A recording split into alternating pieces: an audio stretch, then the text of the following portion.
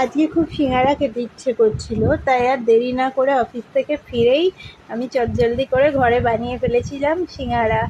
যেহেতু আমি বাইরের খাবার একদমই অ্যাভয়েড করি, কারণ বাইরে না পয়সা দিয়ে কিনে খাবো আমার মন মতন হবে না। ওর মধ্যে মটর দেওয়া থাকে, ইয়ে মানে ঝাল ঝাল করা থাকে, যেটা আমার পছন্দ না। আমি একদম স্পাইসি খাই না।